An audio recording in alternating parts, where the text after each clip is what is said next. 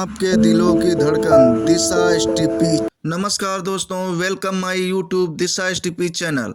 Outsource संविदा और ठेका कर्मचारियों के लिए बड़ा आदेश जारी हो गया है। संपूर्ण जानकारी आपको मिलेगी हमारे दिशा एसटीपी चैनल के माध्यम से। संविदा आउटसोर्स कर्मचारी केंद्र और राज्य सरकार से लगातार समान कार्य समान वेतन की मांग कर रहे हैं ताकि उनके जीवन की समस्याएं कम हो सकें।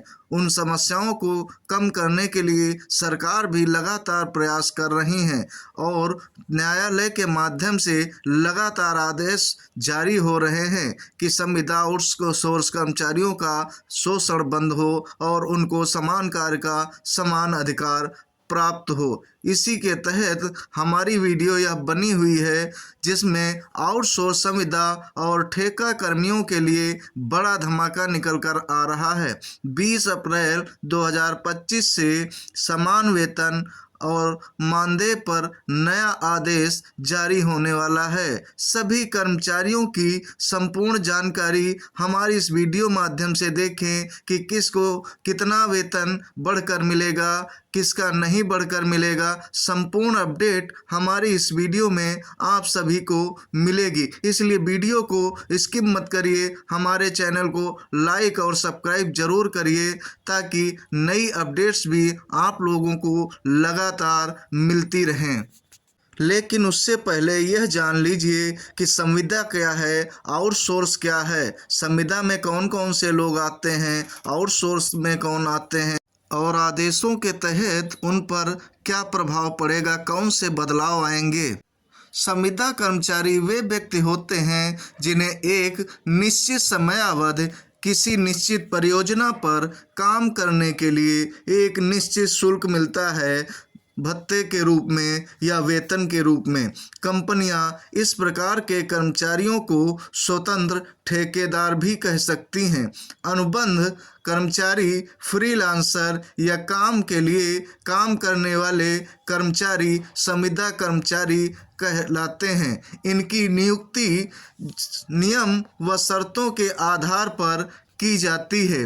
विभाग के प्रति अनुशासनहीनता या गंभीर अपराधों में संलिप्त होने पर इन संविदा कर्मचारियों से विभाग से बाहर निकाल दिया जाता है। और आउटसोर्स कर्मचारी वे कर्मचारी होते हैं जो किसी तीसरी कंपनी के माध्यम से काम करते हैं, यानी कि संविदा कर्मचारी निश्चित अवधि के लिए सीधे कंपनी से अनुबंध करते हैं और ठेका कर्मचारी वे कर्मचारी होते हैं जो ठेकेदार के माध्यम से कार्य करते हैं और अक्सर दैनिक या मासिक वेतन पर नियुक्त किए जाते हैं।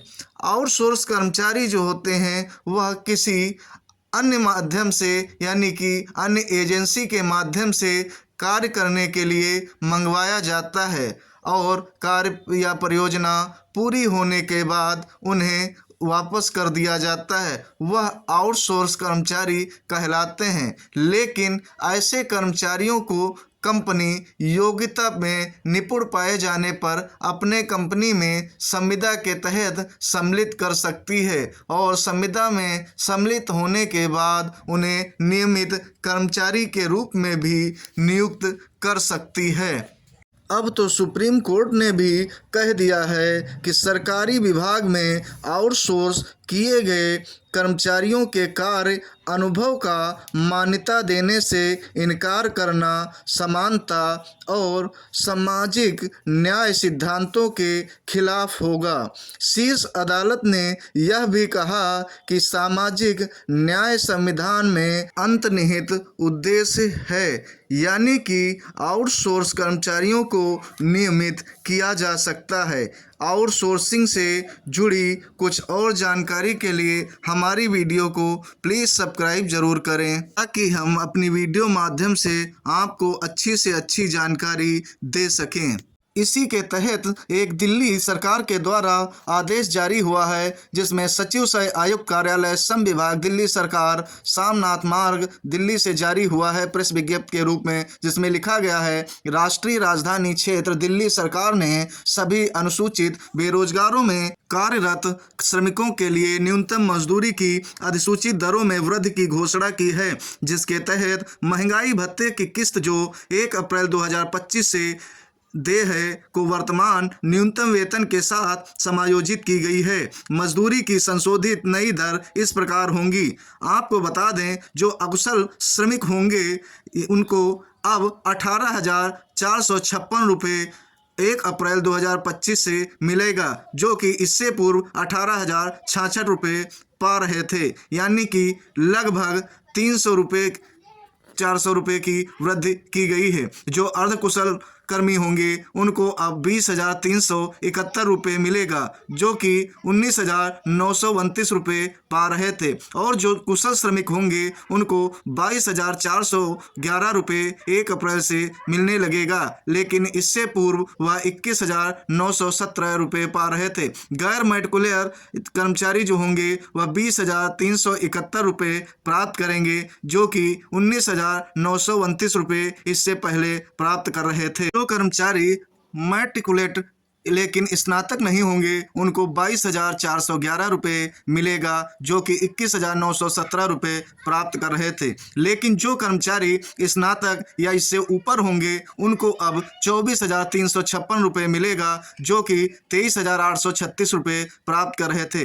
वेतन में यह वृद्धि ने केवल मुद्रास्फीति की दर को बेअसर करेगी, बल्कि दिल्ली में काम करने वाले बड़ी संख्या में श्रमिकों को राहत देगी। जिन श्रमिकों को ऊपर निर्दिष्ट न्यूनतम मजदूरी दरों में कम भुगतान किया जाता है, वे संबंधित जिले के संयुक्त श्रम आयुक्त, उप श्रम आयुक्त के समक्ष अपना दावा दायर कर सकते हैं, जिन्हें न्यूनतम मजदूरी अधिनियम 1948 के तहत पदाधिकारी के रूप में अधिसूचित किया जाता है, और जो कि अधिसूचित न्यूनतम मजदूरी दरों से कम मजदूरी के भुगतान से संबंधित दावों की सुनवाई और निर्णय करने के लिए हैं। भवदी कंवर मनोज सिंह। इसी क्रम में यूपी में आउटसोर्स कर्मियों के लिए खुशखबरी निकल कर आई है। योगी सरकार ने मानदेय को लेकर बड़ा ऐलान जारी कर दिया है। योगी सरकार ने विधानमंडल में वित्तीय वर्ष 2025-26 के लिए 80,08,736.06 करोड़ रुपए का बजट पेश किया है। एक बड़ा निर्णय लेते हुए सरकार ने आउटसोर्स कर्मियों का पारिश्रमिक न्यूनतम वेतन 16 से 18,000 रुपये तक करने का ऐलान किया। अभी तक उन्हें 8-10 हज़ार रुपये ही मिलते थे। इसी प्रक्रिया को सुनियोजित और पारदर्शी बनाने के उद्देश्य से उत्तर प्रदेश आउटसोर्स सेवा निगम का गठन भी किया जाएगा। योगी सरकार ने बहुत बड़ा निर्णय लिया है संविदा आउटसोर्स कर्मचारियों के लिए। अब देखने वाली बात होगी कि इन योजनाओं के तहत पीआरडी संविदा आउटसोर्स कर्मचारियों को किस प्रकार से लाभ देगी यूपी सरकार, क्योंकि इस महंगाई के समय में कम वेतन से काफ़ी समस्याओं से जूझना पड़ता है आउटसोर्स संविदा और पीआरडी कर्मचारियों को। बहुत जल्द एक अच्छी खुशखबरी के साथ हम नई वीडियो बनाकर आपके समक्ष पेश करेंगे। इस चैनल को सब्सक्राइब करिए ताकि वीडियो मिस ना हो सके और आपको अच्छी से अच्छी जानकारी समय पर प्राप्त हो। प्लीज़ हमारी वीडियो अच्छी लगी हो तो लाइक शेयर सब्सक्राइब अवश्य करिए। जय हिंद, जय भारत।